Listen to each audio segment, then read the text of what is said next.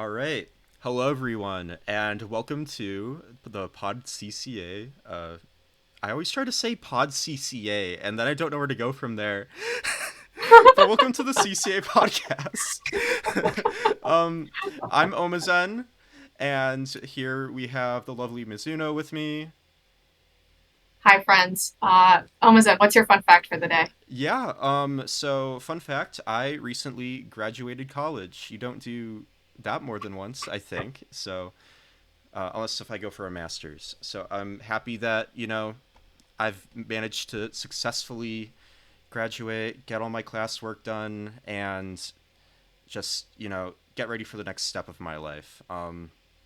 It's I'm kind of like putting that really lightly, but yeah, it's been a very, very chaotic past few weeks. Thank Congrats, grad. you, I appreciate it. And then what do you have for us this week? Well, mine just like a comparison, just a huge life accomplishment and personal achievement. No big deal. My fun for the day was I worked from home today and I got to go on a run, and that made me feel good. So that's my personal achievement for the day. Yeah, I mean, nothing wrong with that. Just some sort of getting rest in, hopefully, and taking it a little bit easier. So, I can't complain there, hopefully, yeah. No kidding. So, without further ado, I guess we may as well just get this podcast episode on a roll. So, for this week, we're going to be going over some CCA announcements. Following that, we'll be talking about some of the exciting grand finals matches that have occurred over the past week or so with the CCA. We've been closing out season 5, which is really exciting. That we've been able to, get over 100 teams. I don't remember the exact number off the top of my head, but being able to get all these different teams for all these different universities across the finish line to wrapping up their divisions and getting all this like incredible work done. So congrats to everyone who's participated and to everyone who's been able to also just check our streams, keep in touch with the community, and so on. So we'll be covering a bit of that and closing season with some of that recap. We'll also have a very special episode next week, so be sure to tune in for that as well. We'll elaborate a little bit more on that later. But following our finals match recap, we'll be having an interview with members of Tableterp, Troupe, and Auburn Navy, who respectively won Division 5 and Division 6 of this season of the CCA League. So looking forward to also to chat with them. Man, let's kick off. I'll just start with a bunch of announcements. Come your way. If you haven't paid attention to the server or Twitch, that's okay because I'll tell it for you right here, right now. First and foremost, all divisions voting has returned. Like we've done in previous seasons, you'll be able to go ahead and nominate specific players across the whole CCA league for a chance to be on the all division team rosters for that respective division. So I'm going to hit up the first link of the form to go ahead and sign it up. Never mind, I'm not signing. I'll do that later. But everyone can go find the forms in the CCA Discord server. Those will need to be submitted by May 27th, so that way we can take a look and see which players will be slotted into their all division teams. Next up, we also have the map of the CCA returning. This is a season 5 specific feedback form. And just general things of how to visualize how collegiate teams interact with each other outside of the formal matches that they host each week. This project was actually done in 2023 with season 4 data. However, given the influx of new teams, new universities that have been introduced in season 5, we believe it would be great to collect information once again. So if team captains could fill that out in due time, that would be great. Of course, just for the whole season, we also have feedback form dedicated to giving feedback and constructive criticism on how the league went this season. So if you have any thoughts that would be relevant for us to consider heading into the next potential season, please fill it out so that way staff can make the league the best it ever be. And you also praise your favorite staff members. Wink, wink, nudge, nudge. You know what to do there. Last but not least, one more feedback form. We here at the podcast team are always striving to do the very best we can possibly be and make a podcast an enjoyable experience for the entire CCA community. So as such, we want to get some feedback from you all about the coverage of the CCA League this past season. So if you're interested in getting some feedback so that we can incorporate it into project direction, please fill out that form as well. So tons of forms, but it's all good.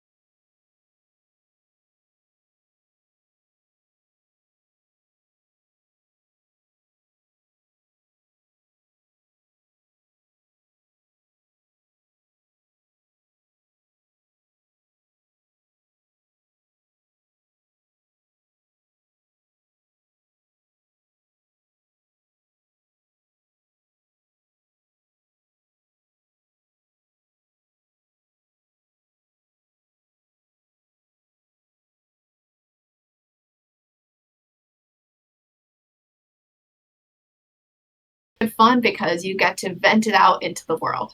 So, multiple forms to fill out. You can all find that information in the CCA Discord server. Or if not, come to our help desks and we'll get you in the right direction. So, I think OmaZen, that just about does it for CCA announcements. All right, yeah. So let's start to go over the grand finals recap. Now that we have some of those key announcements out of the way.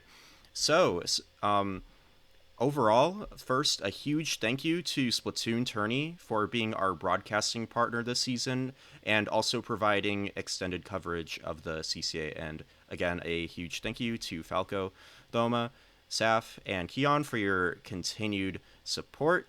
And also, please go support them as they transition from CCA coverage over to Ludi tonight.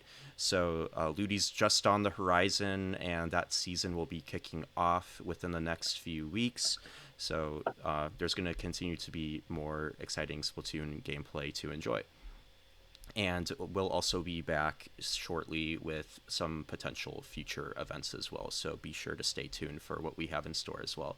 But without further ado, I think it's about time we go over some of the division matches this season and what went down in some third place matches and some grand finals matches. So for Division 6, we had a third place match with Sun God Squad versus Coyotes Blue. This match ultimately ended at a 5-3 score in favor of Sun God Squad.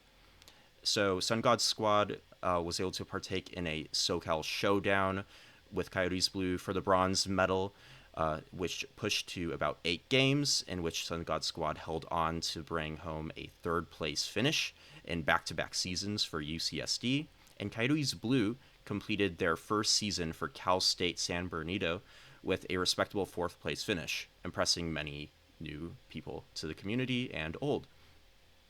Overall, they were top 3 finishers from this season and had the experience in Division 5 and 6 last season, so a Coyotes 4th place finish is the best finish this season for a brand new squad. So look for what they should be able to accomplish in the future, and we'll go ahead and move on to our grand finals match with Auburn Navy versus Octo and Squids United Gray.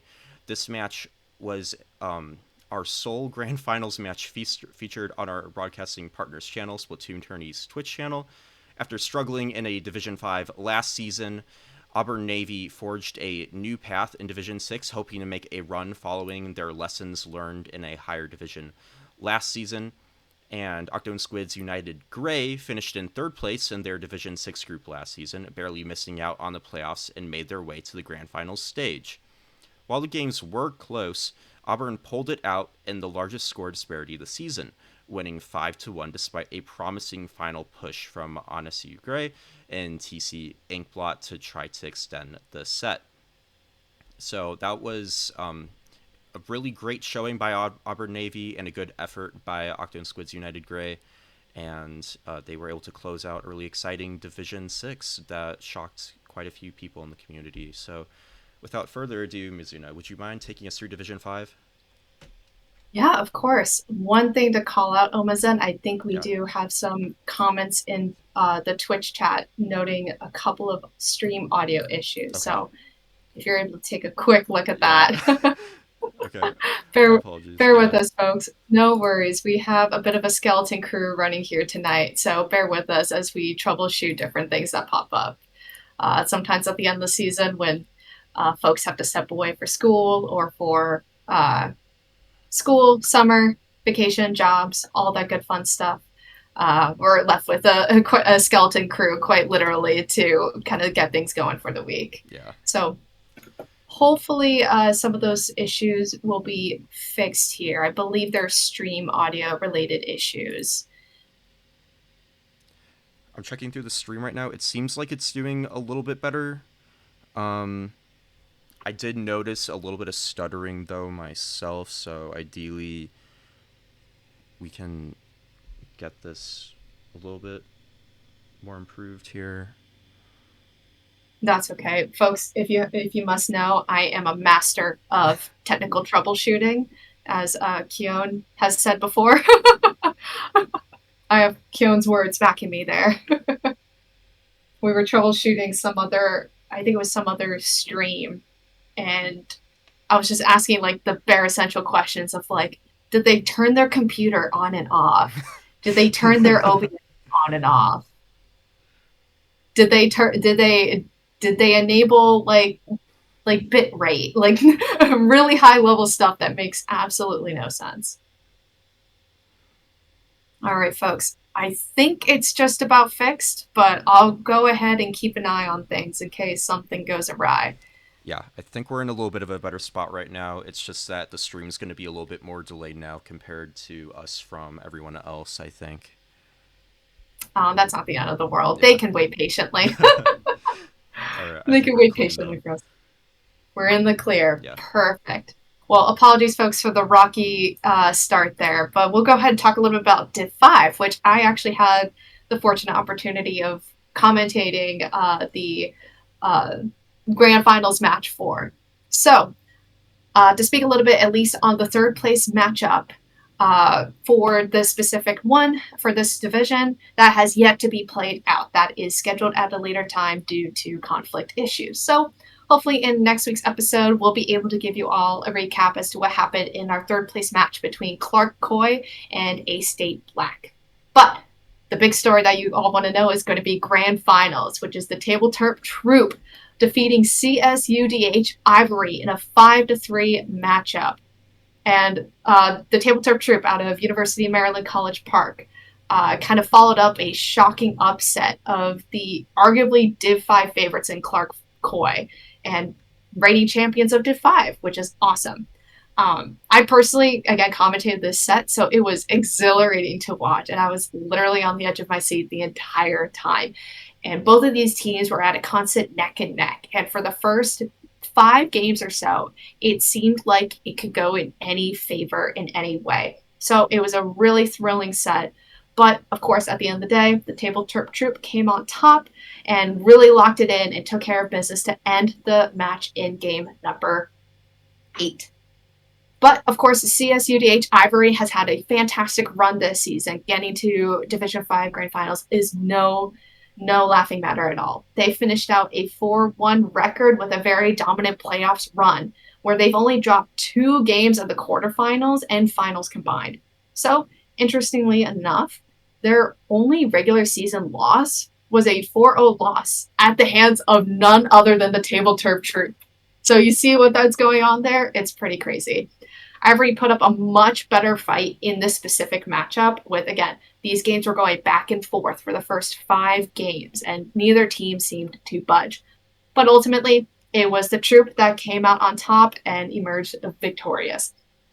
With that being said, I think it's pretty clear to me that this is the makings of a potential rivalry developing. That would be really exciting to see more down the road as these teams continue to play in future seasons of the league. So again, congrats to the Tableterp Troupe for winning Division 5. Really exciting stuff. OmaZen, how about Div 4? Let's take a look at that. Yeah, totally. So Division 4 was also a very exciting division, and we had a school from our very own Coronas also represented through the Grisco Union Busters. But before I get too ahead of myself there, I want to highlight the third place match from this division, which was Kraken Cove versus Ark Haley. It was a battle between 2 schools with a ton of CCA history. UT Dallas's last top 4 finish was in Season 1, and Kraken Cove made their first playoff in school history. Kraken Cove wraps up a third place finish for the first time after a strong start to the season, winning 5-2 over Ark Haley. Ark Haley is one of the biggest surprises in all of Season 5 finishes with a very respectable 4th place finish. So congrats to both teams for all the hard work they've been able to accomplish this season. And without further ado, let's also cover that Grand Finals match comment with the Grisco Union Busters and Grisco Gators. The Grisco showdown did do Mr. Grizz proud as these 2 squads went toe-to-toe. The Grisco Gators looked to complete their redemption arc against their toughest opponents yet from Worcester Polytechnic Institute. At first, it seemed like Gub was on track to complete their second ever perfect CCA League season, but were finally halted in their tracks by the Gators following a late Rainmaker push in Game 3. The Gators kept it interesting by tying the set 2-2 before Gub finally regained momentum to run away with the set and the division title 5-2 overall. What an ending for both these teams as the Gators secure back-to-back silver medals in Division 6 and Division 4, while Gub's senior majority can graduate with the division title to cap off their careers. And moving forward, since we just so happen to have some members of Division 6 and Division 5 with us tonight for our interview, we're going to be giving the other teams from each winning division an opportunity to also throw in a comment. So WPI's Grisco Union Busters provided us with a written comment that I'm going to go ahead and read out right now. The match we had versus Grisco Gators was really fun and exhilarating. The Splat Zone games we did were utterly insane with how back and forth and close they were. They were able to beat us at our best, unlike any other of our Div 4 opponents in an official match, so my hat goes off to them, especially to Bepsi Boy. He is insane at whatever he does. We performed out of our mind, showcasing how strong we are as a team and individuals. It was a well-deserved victory to end our final CCA season. And once again, congrats to both the Grisco Gators and the WPI Grisco Union Busters, in addition to also Kraken Cove and Ark Haley for their exciting finals matches that they were all able to complete over the past week. And we hope to, even though WPI Grisco Union Busters will most likely not be playing together anymore in a collegiate fashion, we hope to see you all again in the future in some other tournaments as well. So I'll at least be keeping an eye out for you. And without further ado, I think I'm also going to be covering Division 3 here. So for Division 3, in my opinion, this might have been my favorite division to look out for. That's just my personal favorite. But there were a lot of really close games, a lot of shocking upsets, and a lot of just, like, a lot of teams that, like, clearly have defined themselves to be, like, very strong contenders to move on to potentially further divisions and just make a name for themselves even maybe outside of the CCA. So, for instance, the third place match of this division was VCU's Goomies versus EAUCD Splatoon White. The Goomies from VCU recovered from their semi-finals defeat at the hands of Egg Spaghetti with a statement win to clinch third place in Division 3. Goomies went 4-1 in the regular season before upsetting Purdue's Bash in the quarterfinals to set the stage for a successful season for the JV team from VCU. And EAUCD White drops off the podium to finish 4th, but still has a lot to be proud of this season after a 4-1 record with their only loss coming to the undefeated Egg Spaghetti in Week 5. So congrats to both teams for their hard work. And then moving on to the grand finals match, we had the sole 9-game set of all grand finals lived up to its grand height, as CSULB Black played against Egg Spaghetti for this match, ultimately going 5-4 in favor of CSULB Black. They narrowly took the crown and had quite the nail-biter of a match. Egg Spaghetti's impressive rags to riches story came to a close after they followed up a disappointing Season 4 with an undefeated Season 5, followed by 2 big-time playoff wins over Bullshark Black Tips and Goomies. They have a lot to be proud of, coming one single game away from full glory, and will be a very exciting team to watch in future seasons and events. CSULB Black also had an interesting season, starting off 3-0 before losing their last 2 matches heading into the playoffs. However, they were able to shake that off and pull off an impressive quarterfinals upset over UNM Esports before going on to sweep the semis over EAUCD White to make grands. It came down to the last play, but Long Beach Black are your Division 3 champions here in CCA Season 5. And then we also have a video that one of the members of CSULB Black prepped for us. So I think this would be a great chance to go ahead and play that.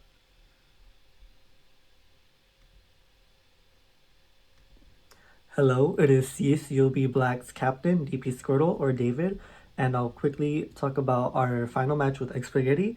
And first off, I want to give props to both teams, mainly Xpaghetti for giving us a close match, and a run for our money. I think that's like one of the only few sets that have actually went to game nine, which is crazy to think about. Like it was really close. Any moment it could have gone to either team. So needless to say, our team was really stressed, but I also want to thank them so much for making it possible to go to finals and win finals, period. So just thank everyone for their support and think like even if you weren't on the team, thank you for the support. And to those who didn't support us, sorry if we beat the team you were rooting for, but it had to be done. And congratulations to every other team who won their finals.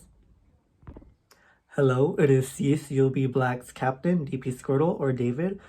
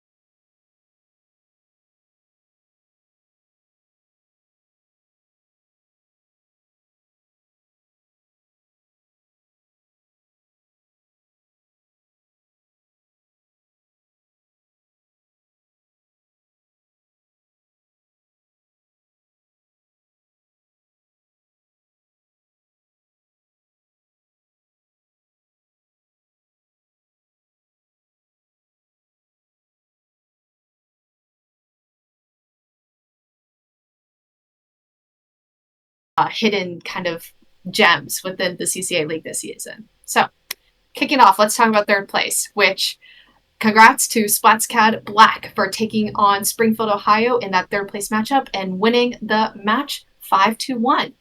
Unfortunately, this was off stream, but nonetheless, the fan favorite SCAD Black was able to secure a bronze medal for their first CCA League season. So that's a huge W for the SplatsCAD University and community, and a very impressive performance too for their first season, and they'll likely to be a force to be reckoned with going forward in the CCA community. Of course, though, Springfield, Ohio is a well-known team within the community, and they've snatched their first top four finish in team history. And since season 2, Case Western has been a fan favorite team. So they've been around the block for quite some time, and they continue to produce close after close set in each season. So it's really nice and really cool to see them have this massive breakthrough to reach top 4 in Division 2. So huge round of applause there for the folks over at Case Western University. Next up, our grand finals match, the big kicker. Congratulations to the Splatlanders for taking on We Aquatic Little Creatures in a 5-2 win. And in this Group 1 rematch, the Splatlanders and Walk were back and forth early on and setting the expectation, like we kind of talked about in Division 5, that this set could really go the distance, and these teams were neck and neck. However, Splatlanders just pretty much began to run away with the rest of the match after that point to cap off the redemptions arc that they kind of set in stone for their season. We Aquatic Little Creatures, of course, out of Purdue University, made a really great bounce back after falling short the last season and also against Splatlanders in Week 1. But in the classic CCA fashion, Volk definitely made this match interesting early on and definitely gave Splatlanders a little scare. So, OmaZen, I think you have to cue us a Splatlanders comment for us. So, roll the clip. Yeah, going ahead and rolling that clip. Hey everyone, Cyan from Splatlanders back again, and we won. So let's run through the matches really quickly. Let's put zones aside. We absolutely all the zone games, we 100% thought that we had those in the bag, especially once we realized earlier on in the season that we could put Chris on Dreadringer. It really, our paint output is just insane, and it just feels like that's our best mode for sure. So those games weren't really too eventful. Game 2, I'm still a little upset over.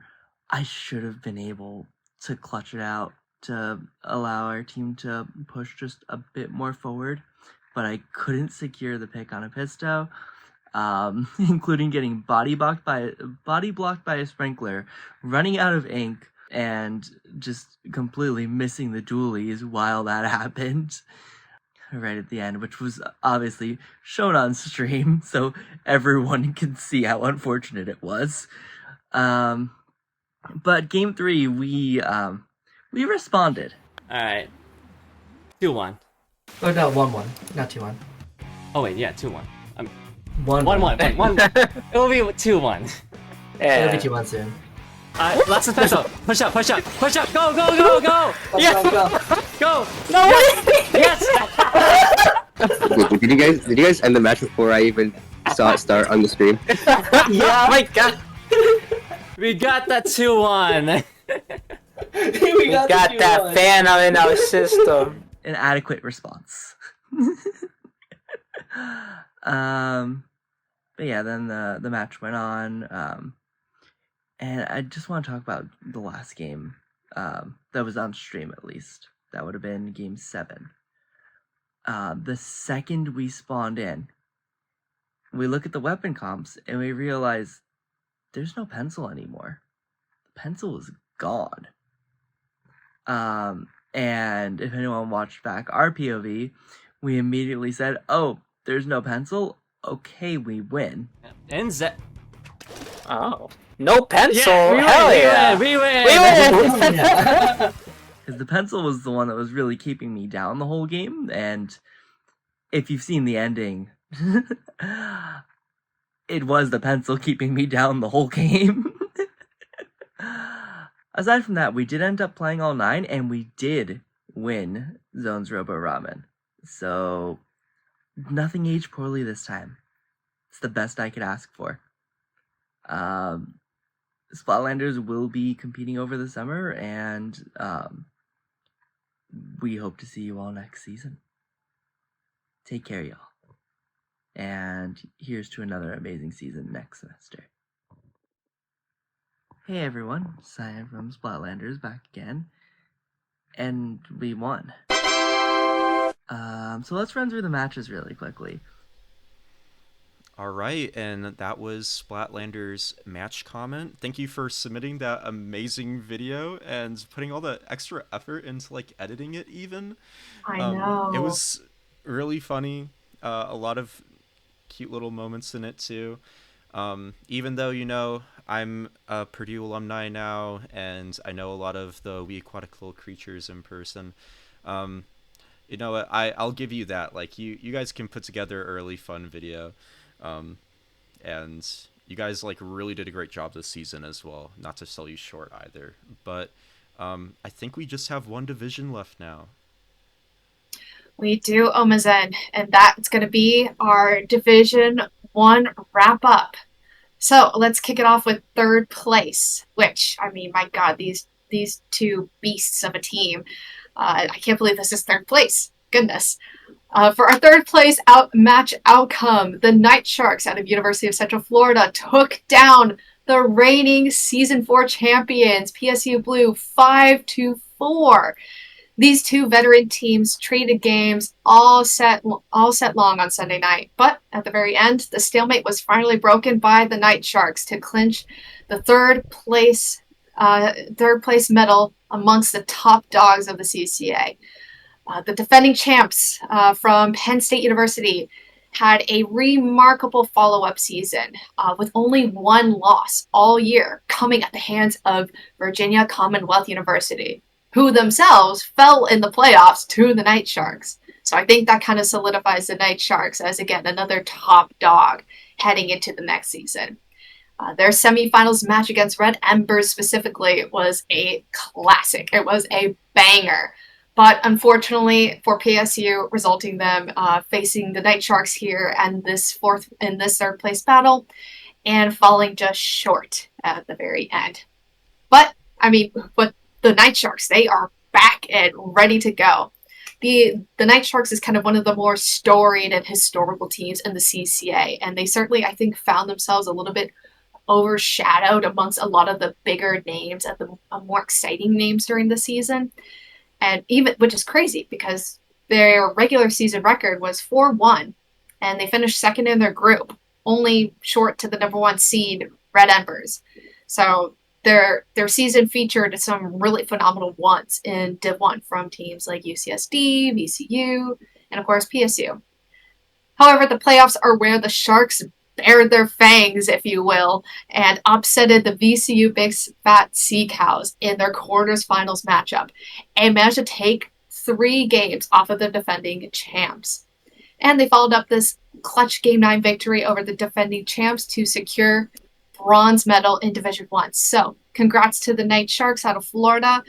And PSU Blue, we're excited to see you in a future CCA event. You guys put up one heck of a fight this season, especially with such high expectations. So, hoping to see some really exciting things from both of these programs going forward.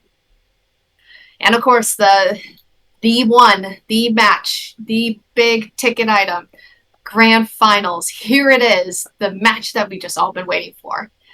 UCSD Esports Gold, one of the legacy teams of the CCA, was able to topple Illinois State University Red Embers in a 5-3 matchup.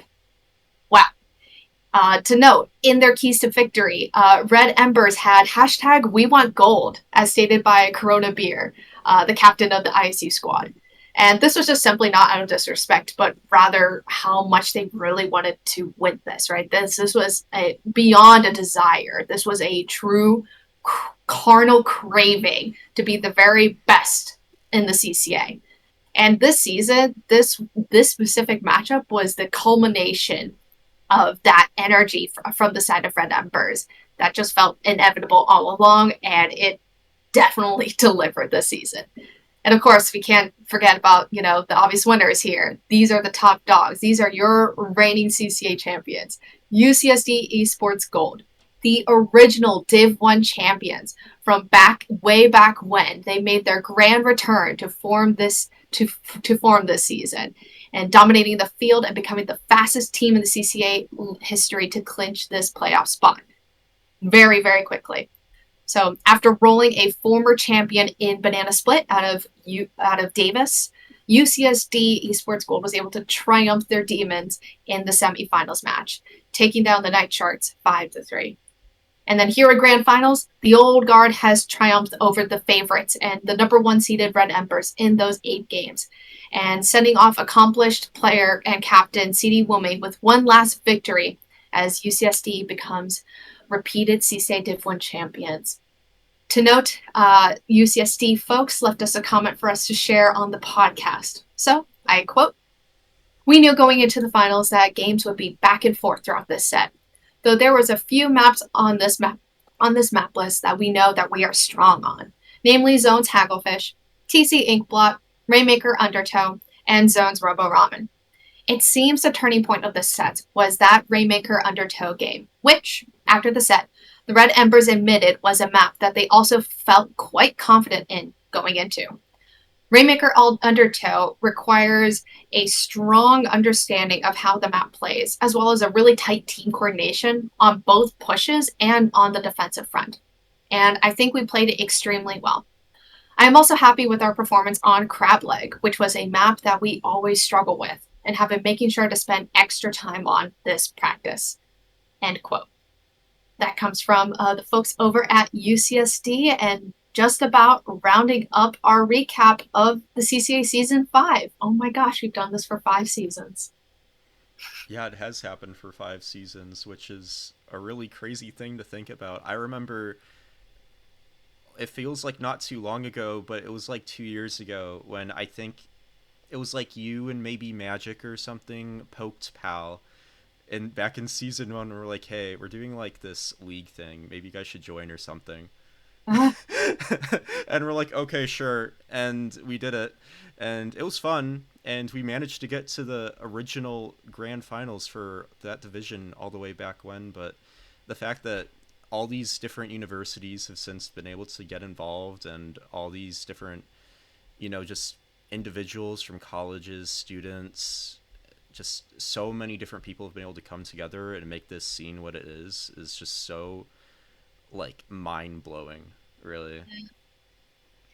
No, for sure. And I think just it demonstrates again, we've had 130 teams this season from, I believe it was at least 80 unique universities, right? I think the CCA has grown so much over the past maybe 3 seasons alone, just almost near exponential growth. And it's really nice to see that we kind of found that this community has found its grounding and its foundations, and it is setting up to be a really good summer and fall semester ahead as we look forward to all the amazing things that the CCA will put on. But we must march forward because I think we have some really exciting guests with us here today to speak a little bit about our experience. So, OmaZen, why don't you kick us off and introduce them for us? Yeah, so without further ado, hello to our guests for today. We have Auburn Navy's Jin. I hope I'm not mixing you two up. And the Tableterp Troops Advanced Game Boy. Feel free to correct me. You mixed this up. You flipped it. Oh, it was flipped on the script. It was flipped on the script. Uh-oh. Okay. Blame the script. Yeah, sorry.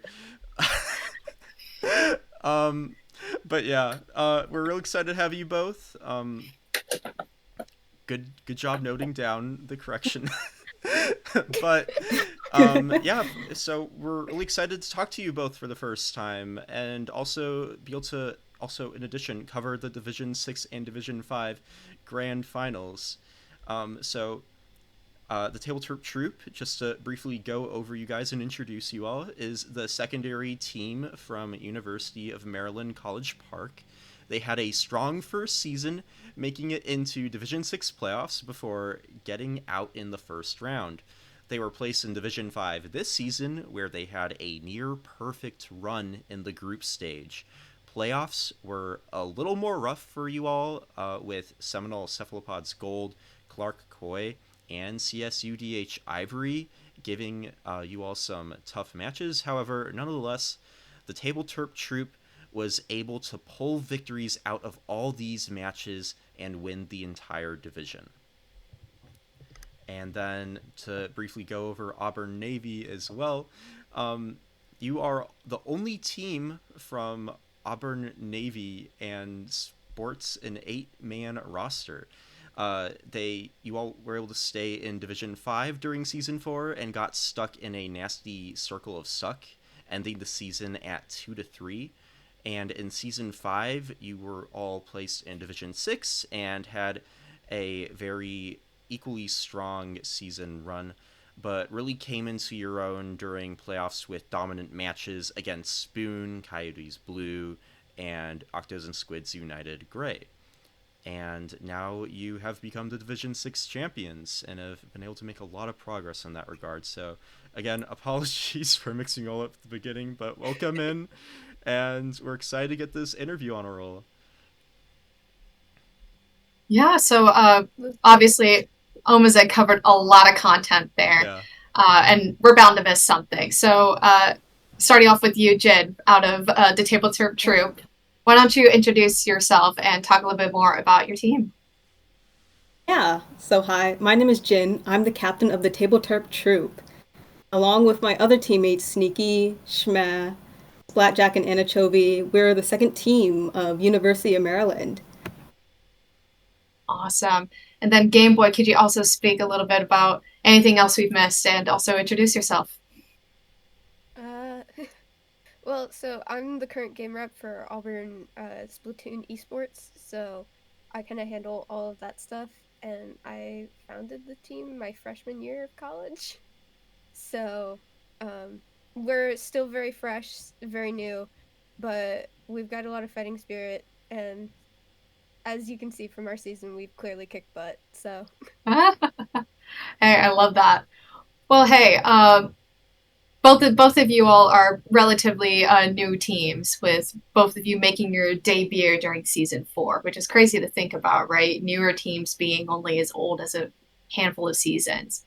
So, however, University of Maryland College Park did have a team in season 3. So my understanding is that this program is a little bit more established than Auburn.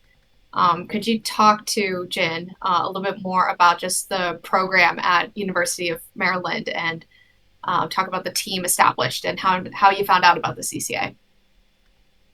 So, to be honest, at the University of Maryland, the Splatoon Club is pretty new. We only start officially this semester, even though like our other team, the Old Bay Brigade, started a few seasons prior. We only officially became a club. So it's honestly been like great, like being in the CCA. The reason I found out about it was pretty much like the other team was pretty much just like, oh, there's like uh the tournament that you can be in. And I was like, oh, that's pretty cool. And like with my team, we didn't know each other before even like competing in the CCA. So they kind of just threw us all in the team and just like told us to play. Mm-hmm. Oh wow, that's really interesting. Yeah, especially since like Old Bay Brigade, it's like just they appeared and then disappeared. So it's kind of like a little bit of a shocker for sure. Yeah. Mm-hmm.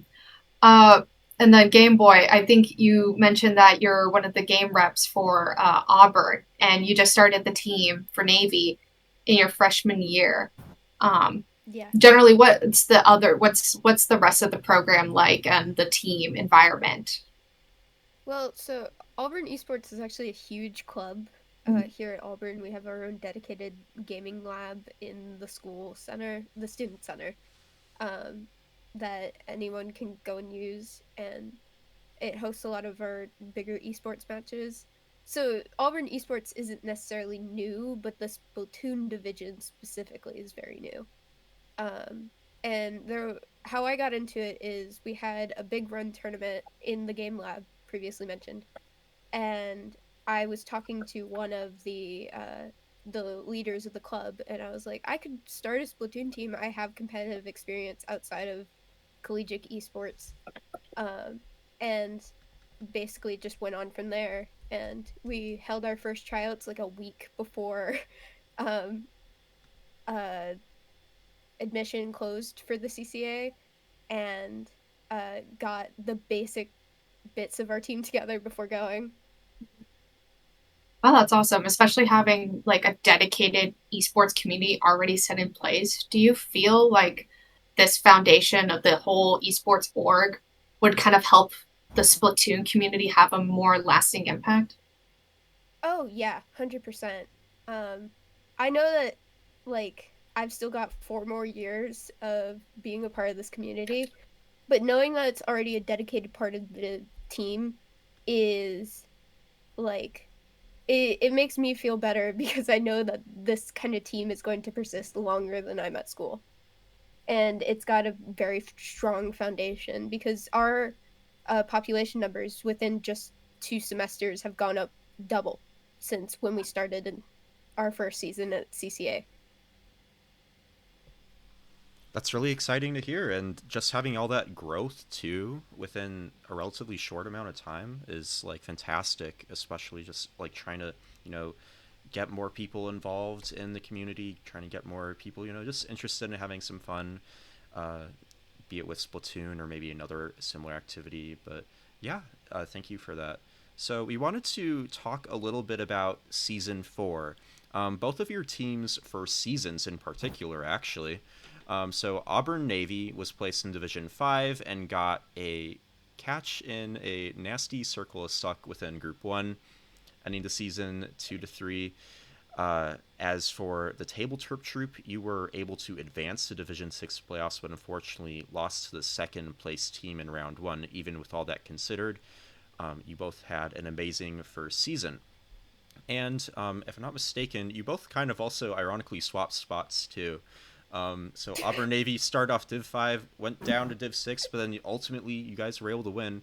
And then Tableterp Troupe start off Div 6, had a fairly strong showing, and were able to advance to Div 5 and then get the Division 5 playoffs. So kind of a funny coincidence there, too.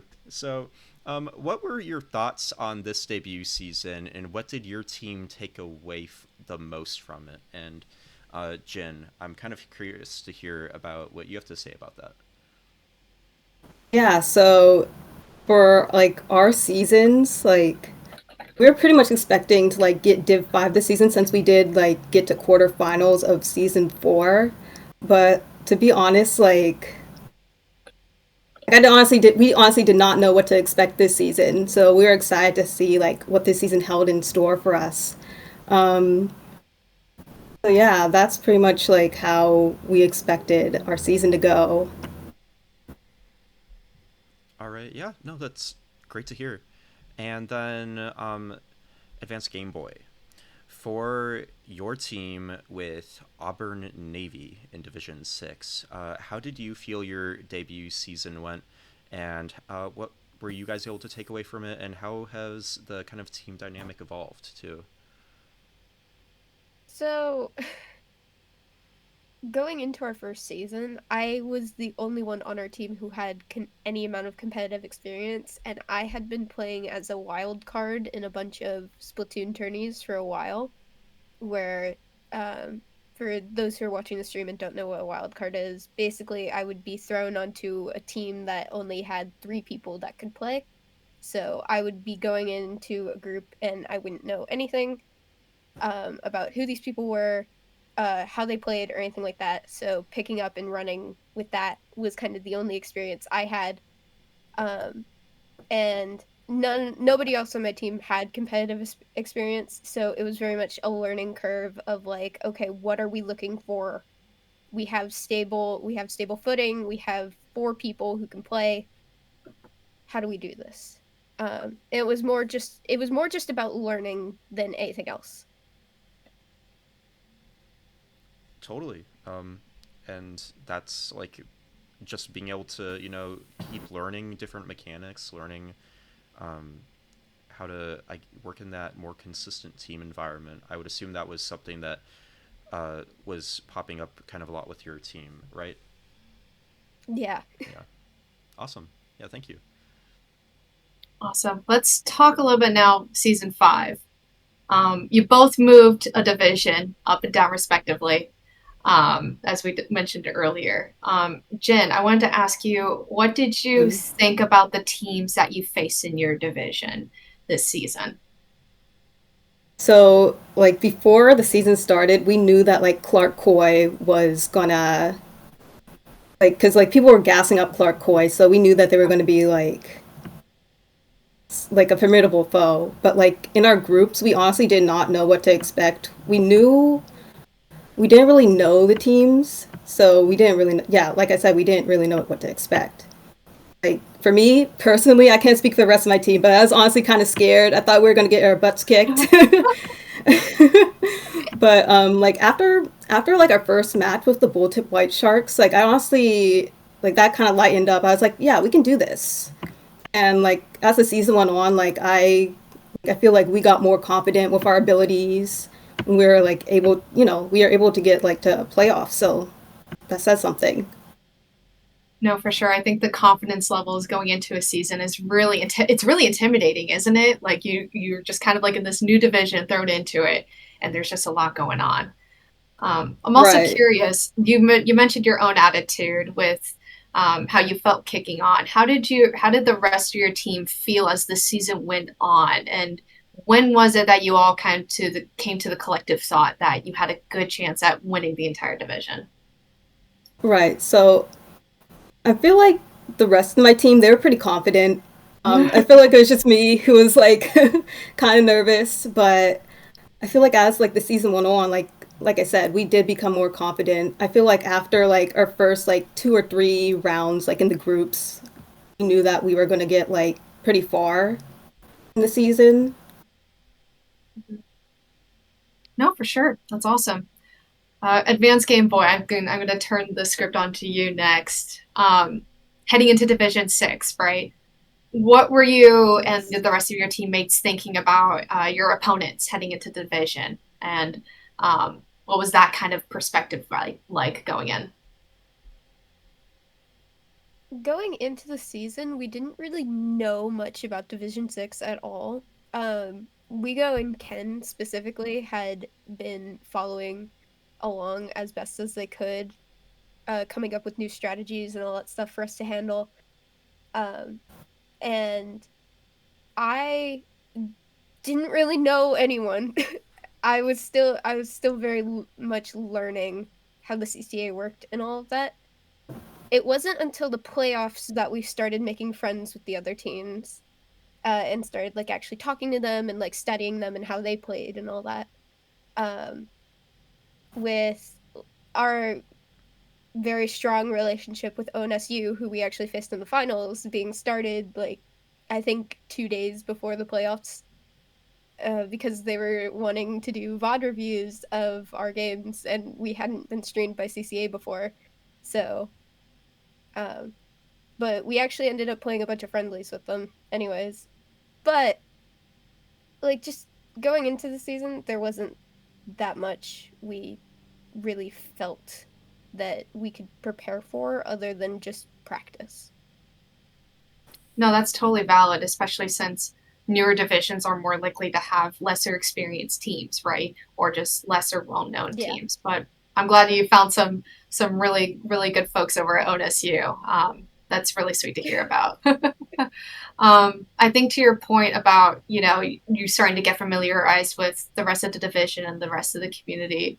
When do you think that you and your teammates started to realize that you had a good chance at winning the entire Division 6? We had done a scrim against Coyotes Blue in a previous season. I think it was season 4 that we had done it. Right. And seeing them in the division with us, we kind of realized like, hey, we've got this. I gotta give major props to Wigo, though. He has been a absolute godsend to our team. Honestly, I think this guy should be divisions above us on his own. Wow. That's how amazing he is at what he does. But he's honest. He's like our golden ticket. Like we're in the chocolate factory now. No, that's awesome. Well, and I'm glad you speak so highly of your teammate because they should totally be nominated for all divs. Wink, wink, nudge, nudge. I think that's a perfect little plug there. I'll do that. Your favor for you. Yeah, get we go up there, please. He deserves it. Awesome. Yeah, so a lot of fun there to be had with all the season 5 excitement. But let's go ahead and move off to the playoff brackets. So let's move over to Jen again. So Jen, with Tableterp Troupe, what were your reactions to the bracket? And did you think your path to the grand finals match was an easy path or one with a lot of difficulty? Like I said before, Clark Coy really stood out to us. Like after seeing like the results in their quarterfinals and like because like they got that stream, so we watched the stream and like they absolutely killed it in their quarterfinals match. And like seeing like their scores for their groups matches, we thought that they were gonna be like really hard to go against. But I feel like the match that we had the most trouble with was our quarterfinals match with, I'm pretty sure, their Seminole Cephalopod Gold, I'm pretty sure. Like, it was very back and forth with both of us. Their blaster really, like, was really, like, what got to us, and we had to, like, get around that. But, like, yeah, we were very scared for that. But, like, after, like, being Clark Coy, I felt like we had like a pretty good shot of winning the gold. Awesome. I'm gonna go ahead and move us along to another question to dig a little bit deeper into your grand finals as well. So, outside of the grand finals match, what was the most difficult match in the entire bracket, and how did your team overcome it? Was that the Seminole Cephalopods matchup that you mentioned earlier, or was there something else that popped out? I definitely do think it was the Seminole Cephalopods match. Like, I felt like our team, like, we were very, like, passive in that match. We weren't as aggressive as we should be, and I feel like that has, like, been something that we need to work on, like, in general. So that was definitely, like, one of our hardest matchups to go against, and we learned a lot from that. Great, yeah. I'm gonna go ahead and swing it over to Advanced Game Boy too. So for your grand finals match and the bracket in particular, how did your team react to it? And did your path to the grand finals match like come off as easy, or was there some difficulties? So there was one end goal for us, and it was to face Octas and Squids United in the finals. Okay. Um, we're very good friends with the other team. And it was an ongoing bit about between me and one of the other teammates, specifically Zoe, who's their main blaster player. That we were going to go into the finals, and then the respective teams would win based on his arguing. But looking at the overall bracket, I wasn't necessarily that concerned with our side of it. We knew we were going to take Spoon pretty easy. Our biggest match that kind of like got to us was Coyotes Blue, but that was mainly it lined up immediately right after finals, and everyone was just wiped. Yeah. So there was that. But then our finals game, once we finally got to that podium with Octus and Squid United, we were just there to have fun. No, that's great to hear, and I can totally relate to the finals comment too. One of the kind of, joys and things that can sometimes be a little bit of a nuisance is the school side, right? When it comes to the whole collegiate world. So I props to you guys for being able to still work through all that and end up as the division finals champions. And like, I think it's understated how much kind of work goes into both sides. You're trying to balance that side with your team and trying to keep up with each other, practice, hopefully also just have some quality time with each other too, and then also just keeping up their classes. Yeah. So yeah, props to you all for that. Awesome. Yep. Well, let's take a deeper dive into grand final specifically, which we've already kind of hinted at multiple times with the various discussions already. So I'll swing it back over to Jin to talk about CSUDH Ivory, because you played them earlier in the season during the group stage, and you won 4-1. I'm sure that must have been on your all's mind. How were you preparing for this rematch specifically, since you kind of have to go into that mindset that you had the knowledge of playing against them previously? Right. So, to be honest, we didn't practice that much because it was like before our match, it was finals week, so we didn't have much time like practice beforehand. So like everyone was just studying, so we were pretty much just like as long as we like practice on our own, like get a few like anarchy bows in on your own, we should be fine. We're pretty confident that we were going to win, but it's been a month like since we played them, so they really improved. So I feel like if we practiced a bit more, like it would have been a bit easier, but yeah. No, for sure. I think I'm starting to noticing a trend here with these grand finals matches lining up with finals, which is really unfortunate. Well, that's okay. Advanced Game Boy. I know we talked a little bit about with the blooming, wholesome friendship that you have with Onisu Gray. Besides the VOD reviews and the chaoticness of finals week, were there any other things that you're taking into consideration heading into this grand finals match? Yeah, actually, we had done a full 7-map scrim with Ooh. Onasu. And the only time they beat us in that whole scrim was the Clan Blitz match that went into a solid minute of overtime and nobody had scored on Robo Ramen. That explains a lot. So, we had quite a lot of fun just like getting to know the other team. Even outside of it, it was like a secret mission operation over here trying to come up with strategies to counteract what we knew about the other team, even though we were such friendlies with them and we're playing with them semi-regularly. Right, exactly. I'm sure that specific scrim kind of foretold what was hopefully going to happen in grand finals. I tried not to bring it up, but sometimes when like our little like playful like back and forth would get to a point of just like, nuh-uh, I'm like, well, we already wiped you in scrim. Oh, fighting words. All in good fun. All in good fun for sure. But anyways, obviously. Talking a little bit about the grand finals match itself, in game at the moment.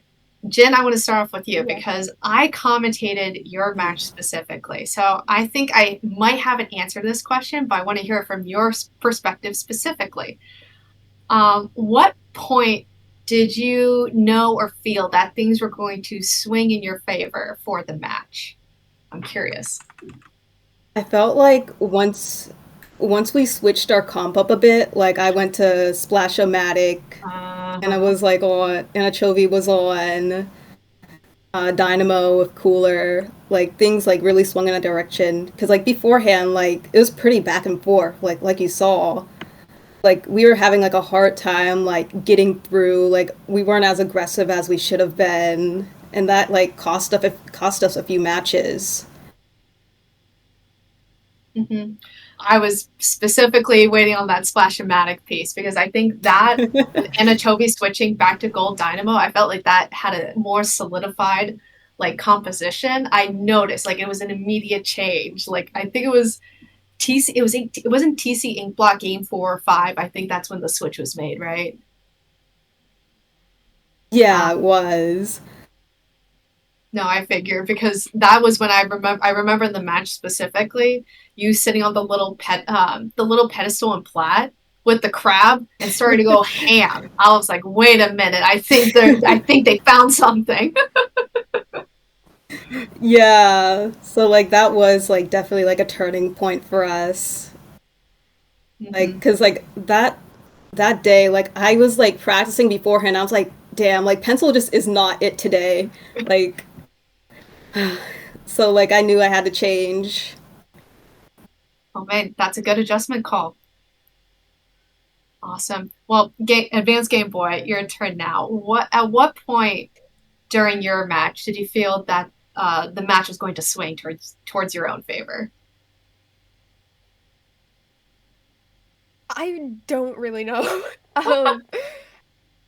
Honestly, I think we just like we got in a groove. Like I'm trying to most of that match is kind of a little blurry for me. I'm gonna be honest. I was so in the zone. Though I think that might have been the solid reason for it. A lot of what I was mainly focused on is our 100% win rate in splat zones because that's something we ended the season with, and that was something I did not want to lose in the final match. So pulling out like everything out on those matches was kind of like the most important side of it. But also we were swapping up like who was playing long range, mid range, short range based on just different team and map comps as things went on. I'm trying to remember specifically which map it was, but I ended up pulling out Hydra and playing it against the other team. And I hardly ever play backline competitively. So there was that.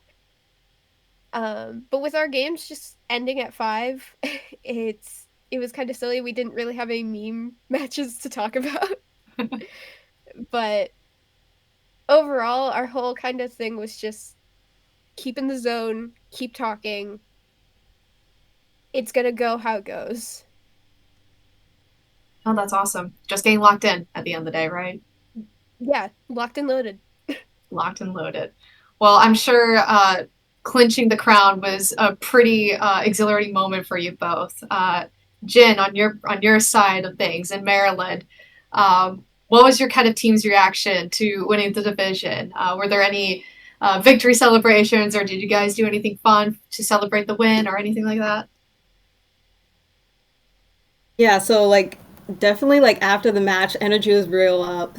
We took a drip pick, and yeah, that was cool. But we honestly we didn't really do much like afterwards. In our in like our university Splatoon server, they announced our win, and like just reading back on chat because like in our server they announce whenever we're streamed, so we have people hyping us up in chat. Just reading back on that was fun. Like seeing like people's reactions to everything. But yeah, that win was like definitely got our energy up. Oh, that's really cute, though. It sounds like the whole collective organization's able to kind of come root for you all. That's pretty cool. Yeah. Awesome. Advanced Game Boy over at Auburn. What was kind of your everyone's reaction to winning the division? Did you guys do anything special to celebrate?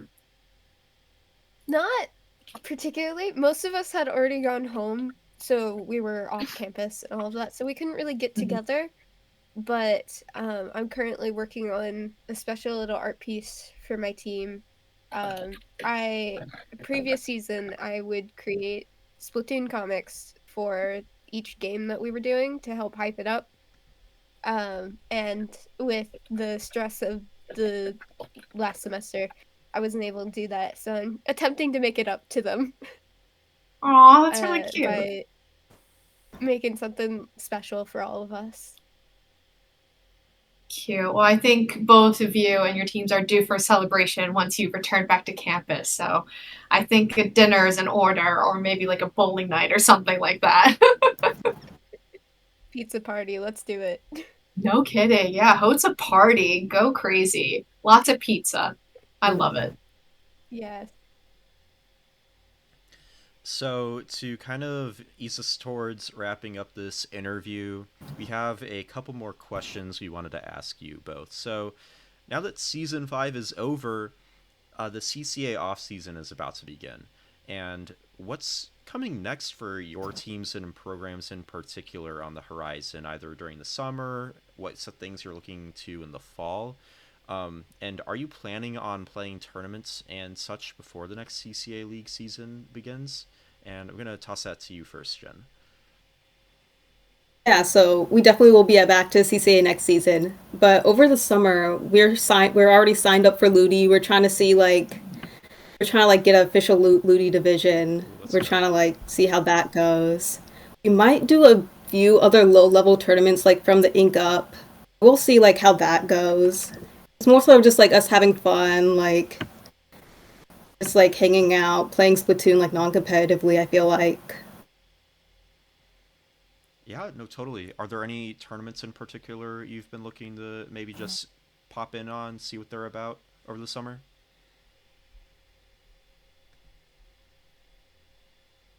So we've participated in From the Ink Up before, so we want to see like how far we can get in that because we did not get far the first time we participated. So we've improved a lot since then. So it'd be nice to see like how we stand there. Maybe a little Squid League. Cool. Yeah, and I mean, that makes a lot of sense. And you guys have a lot of really just awesome momentum right now, too, I'm sure. But a break might be in order depending on where you are all at. But on that note, too, do any of you have any graduating seniors in particular, Jen, on your team? Or Oh no, we're oh yeah, go ahead. yeah, we're a completely freshman team, Oh, so wow. we'll be here for a while. Let's go. Yeah, it's we're kind of seeing this transition period, I think. I've been noticing where there are a lot of just younger teams popping up, which is really cool. So I'm looking forward to hopefully seeing you all around for quite a while longer then.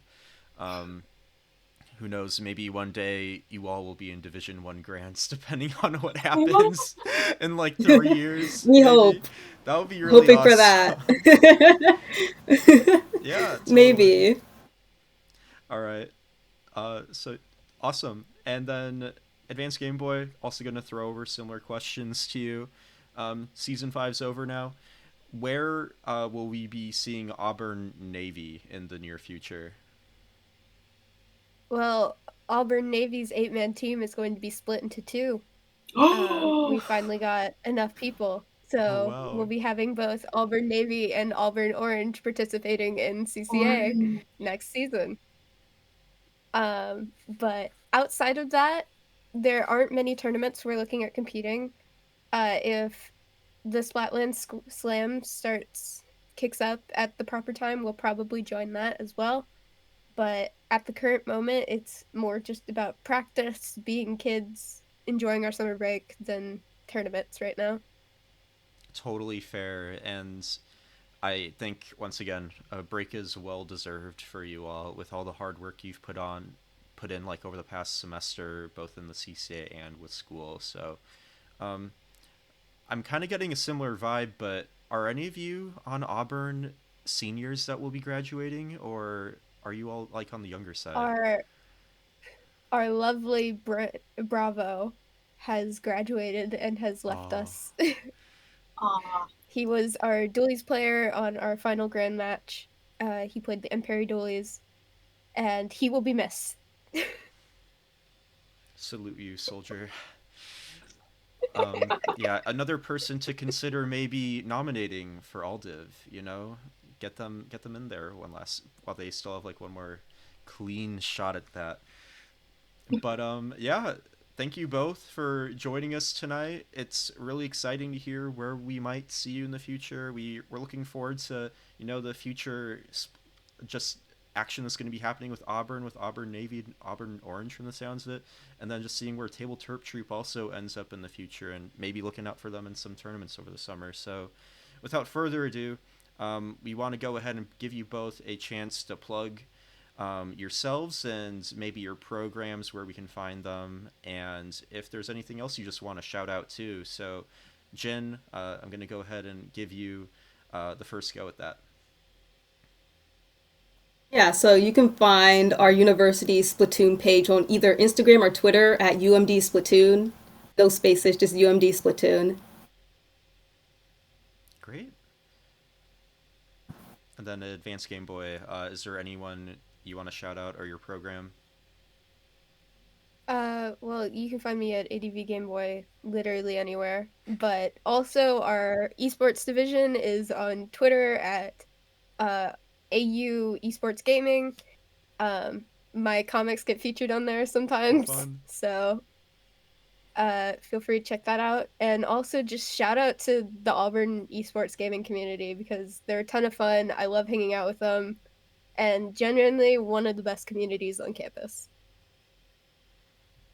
Love to hear it, and we're so happy to see both of your communities thriving, all the growth that's happened recently, and most especially just you both being able to be division winners of Division 5 and Division 6 respectively. So once again, thank you both for joining us.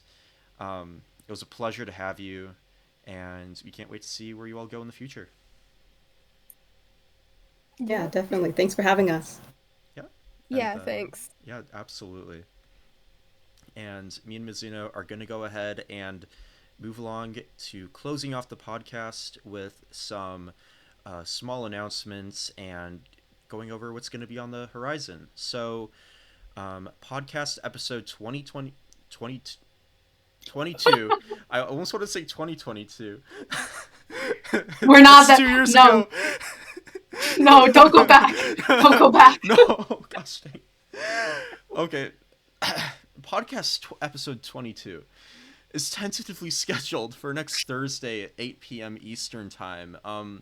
You can join us as we talk about the entirety of Season 5 and the pivotal matches and results from it. And we'll also be featuring an interview for the moment from the WPI Grisco Union Busters. So, Krona's really excited for that. being able to shout out his fellow peers from WPI, and just be sure to check out that episode. We all spared you from the Avengers Endgame length final episode like we had last season, that DRF Snow, Krona, and I were all a part of. So we hope that you all appreciate that. And I know that at least on the podcast team side, we appreciate that too. And speaking of the podcast team, I wanted to take a moment to just shout out everyone on the team and all the hard work everyone's been able to put into this project over the past season, and additionally last season as well. It started as kind of a pie in the sky dream for Krona initially, and eventually it's developed into what it is today, where we went from just kind of being in a Discord stage call to now we're on the actual CCA Twitch, and we have you all here with us as well, and we are able to also put these episodes out on YouTube. So just like even things that kind of seem smaller like that, like it's kind of crazy to think how far we've ultimately come. So a huge shout out to our scripters, for instance. Without them, we would probably be stumbling over ourselves way more on each episode, just because of how much content there is, how many different games there are each just week. That's why we have been doing this weekly, just because if we split it up a little bit more than that, we would probably not be able to cover you all. So a huge shout out to Minnie, Cygnus, and Krona for their amazing work with all that, as well as Elixir too, helping out here and there, and DRF as well. He helped this particular episode come together at the last minute. So a huge shout out to all of you for the help you've helped put in. I'm gonna go ahead and shout out myself. I've been, and also Vapor too. OmaZen, stop right there. Stop right there. Yeah. Guys, we need to shout out our lovely producers like OmaZen, who has done a great job this season with helping us run the episodes, especially on episodes when we literally have a skeleton crew and it's just two people in a dream, right? So shout outs to you, OmaZen. I got you. Thank you for that. And again, I also do want to shout out Vapor real quick as well. Vapor was able to cover for me when I wasn't able to do the production for the podcast, and the work that they've also helped put in has really helped a lot. So thank you as well, Vapor. And then last but not least, just a huge thank you to all our hosts in general who have been on the podcast over the past couple seasons, be it like Snow, DRF, Krona, Mizuno, and just all the different guests too that have been on this podcast as well. I mean, tonight we had Advanced Game Boy and Jin. In the past, we've had countless teams already. We're at episode 21. We've had 21 episodes worth of guests, and most of those episodes had 2 guests on them too. So we're really happy that we've been able to help like shed a light on each, like, so not each, but just so many different like schools and their programs and the teams behind them. So thank you all for that as well.